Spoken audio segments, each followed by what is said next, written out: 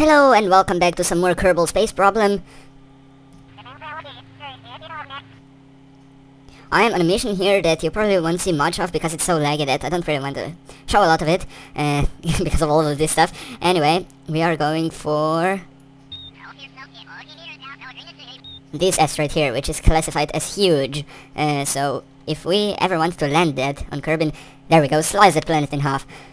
If you ever want to land it, we'll need a lot of parachutes. So I have a bunch of probes here. I have 8 probes. Each one has 8 times 4 parachutes. And I have an additional 6 parachutes here on the module.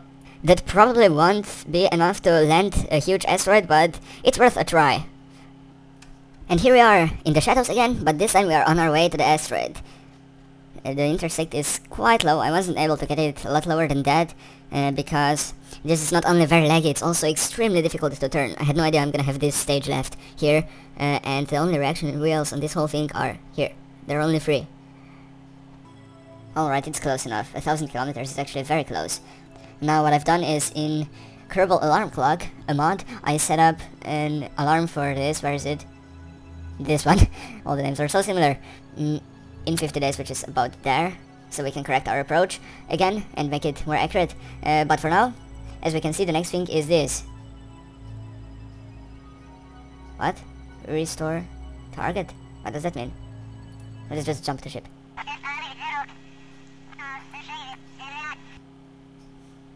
I think this is actually less laggy than that other one.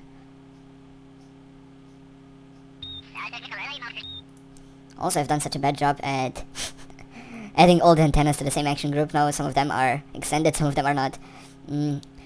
As you can see, this is out of place, this other one of the Voyagers, because I tried if it's able to undock and dock again. We've had some problems with these docking ports the previous episode, and it does work, so everything is fine.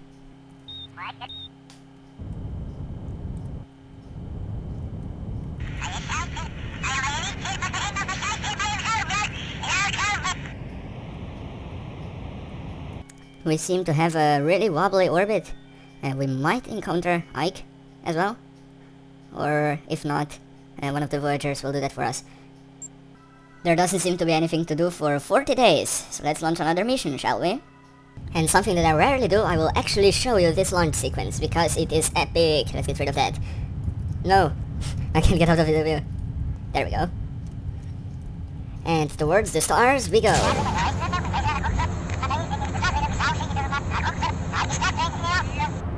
Look. Alright, so the point of this is we have fuel tanks, we drag them along and we drop them as they empty out. We also have... oh, we're going too fast. We also have a bunch of engines. 6 engines for now. When we don't need them anymore, we drop 2, or rather we drop 4 of them. And then we drop these 2 and we're left with 2 skipper engines.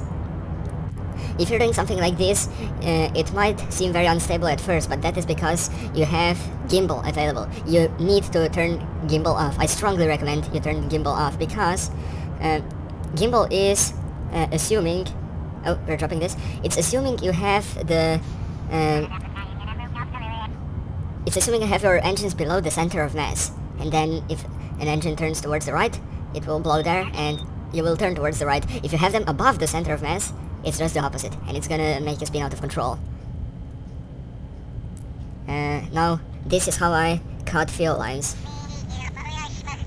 I have them, what? He said something very weird. We have this on just on a decoupler. Yeah, a bit faster. And the fuel line it goes to here, and then to the engines. We can cut this by just decoupling it. And now, these engines are on their own. Whoa, we really need low throttle with 6 engines. That's why we want to drop engines, because it's just unnecessary weight at this point. See how little our throttle is. Oh, I forgot about this. I should have done this at the beginning. But... control from here, basically. And we are dropping these engines. No.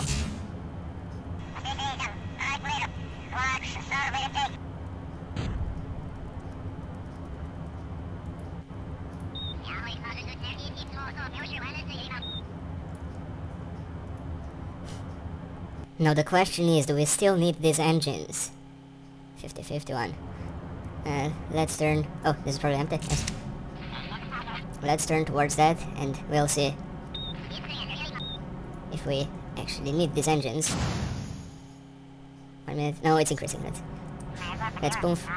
And I'll eventually run out of fuel.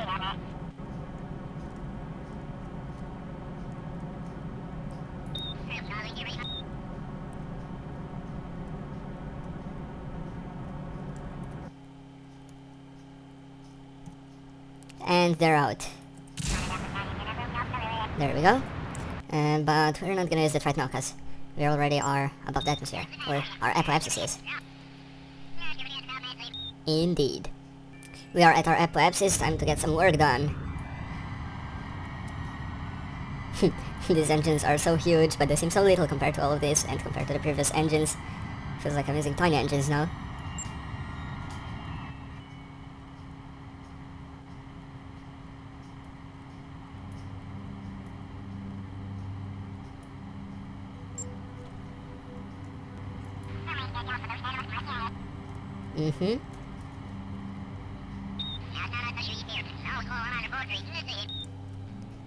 And that's a reasonable orbit. Now we have lots of fuel left. What to do? I guess we'll take it with us.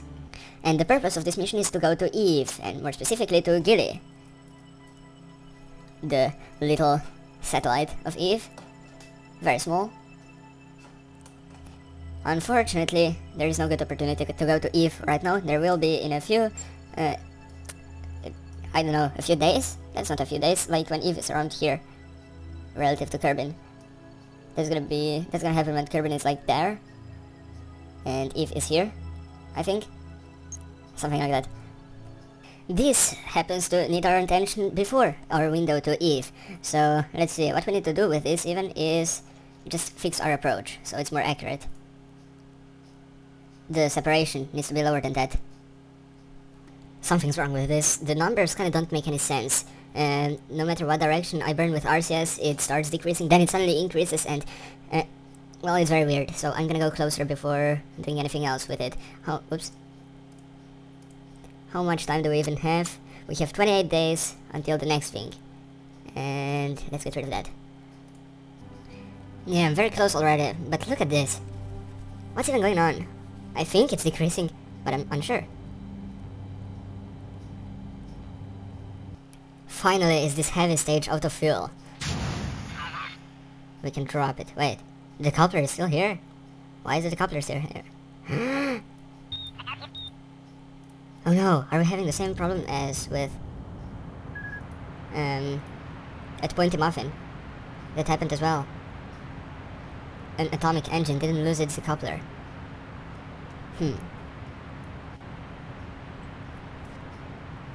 What can we do?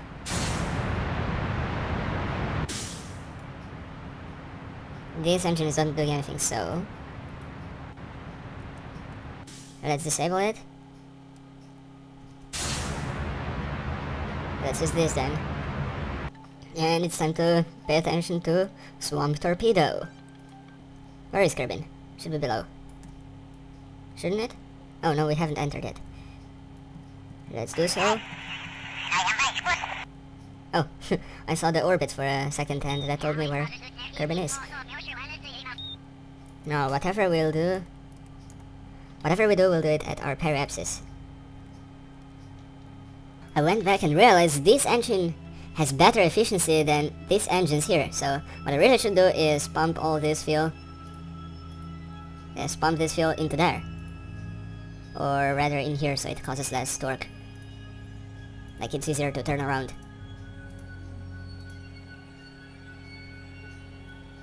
Also, this is happening really quickly since time is running so slowly, and this is going like crazy. Apparently if you pump from a small to a large tank, it goes very fast. Bad news, we are out of fuel and still traveling at very high speeds relative to the asteroid, a kilometer per second. That is too fast. Let's see what happens if we release one of these.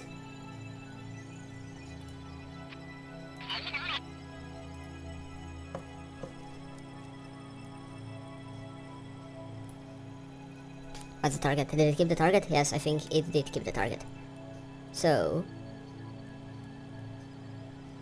Let's turn that way. Let's turn away from it, which is apparently towards it.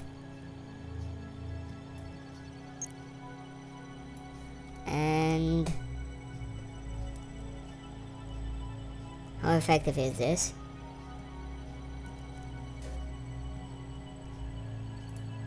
We have that much RCS. No, it's not effective as I had hoped. Screw that, we're going back. So since we're not gonna be able to capture this asteroid, our new mission is to crash into it. Let's first of all enable all of those RCS ports. Yeah, that's right. And no, if you're not super accurate, we're not gonna hit it.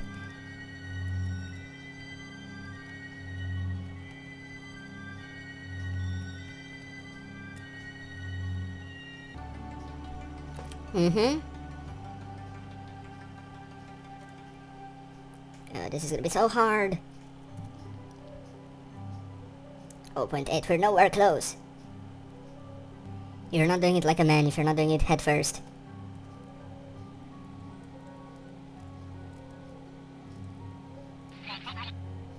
Mm-hmm.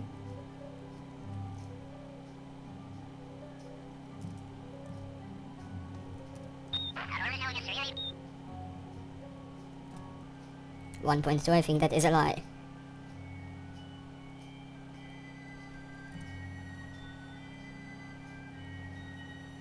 Oh, 0.1. Much better.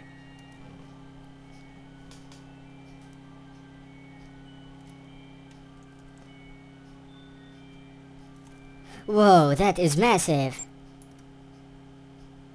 And we're so close. We missed it. Seriously, we're like a few meters away.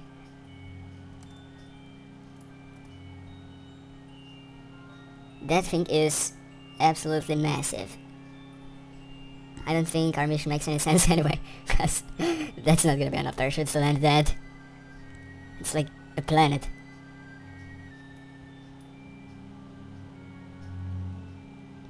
Anyway, it was worth a try. Alright, so we double failed. We didn't catch the asteroid, we also didn't suicide on it. What do we do now? I say let's just stay here forever. Just let this be here. Forget about it. Abandon it. Do you agree? That sounded like a yes. So...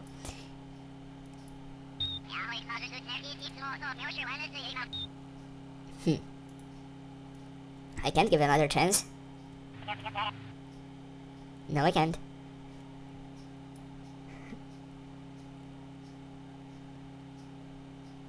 Come on, where's the reply? Yeah, I think I want to stay here. And somehow the rest of this episode didn't get its sound recorded.